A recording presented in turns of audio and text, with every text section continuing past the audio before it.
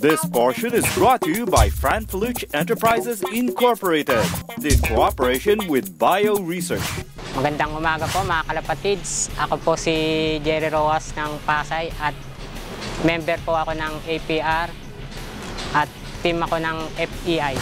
Grade school pa lamang ay nahilig na sa pagkakalapati ang ating newbie na matatawag dahil 2010 lamang ng kanyang nalaman ang mga karerang pang-ibon, lalo na sa mga pangmalayuan. Sumama po ako sa ibang tropa kung malaman ko po kung paano yung pinaka-labanan dyan. At yun, hanggang sa natuto nga po ako. Bali po yung nag-start po ako, ang unang-una ko pong sinalian na club is PFP po. Sa Parañaque rin po siya. Tapos, nagsubok rin po ako sa LR, sa Parañaque din po. At yung nawala naman po yung LRPS, sa IPR po ako naglaro ulit ng pag-ibon. Beginner's luck na matatawag dahil si Jerry Rojas ay maswerteng nakakamit ng award kaagad kahit na newbie sa larangan ng kompetisyon pang-ibon. As a beginner po is masasabi ko naman po na sa unang sabak ko po is sinuwerte naman po ako at nakapasok naman po ako sa 10 overall.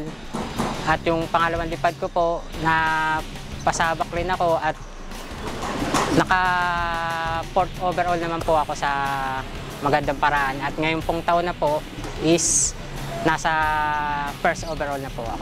At ang sikreto ng kanyang epektibong mga racing pigeons ay ang proper management sa tulong ng Fran Feluch Enterprises Incorporated, kung saan siya ay miyembro ng team. Namamanage ko po ang loob sa tulong ni Sir Apen Celestia ng FEI. Sa mga tulong niya po ay kung ano po yung hindi ko nalalaman is nalalaman ko po. Kaya kahit papaano po is nakakapanalo pa rin po. Sinusunod ko naman po ang mas nakaka-ahid sa akin at yung apat na mention na good look, good bloodline, good management, and swerte pa rin po ang nasa uli. At pagdarasal po ang kailangan po natin. At bilang isang tunay na kalapatids, si Jerry ay may payo sa mga newbies din. Bilang beginners po is may papayo ko lang po sa mga katulad ko na nagsisimula lang is konting tiyaga sa pag-aalaga ng ibon at mahalin natin ang alaga natin. Siyempre, andyan yung mga kaibigan na susuporta sa atin at sana makinig tayo sa mga mas nakatanda sa atin at kailangan din po talaga ng tiyaga sa pag-aalaga.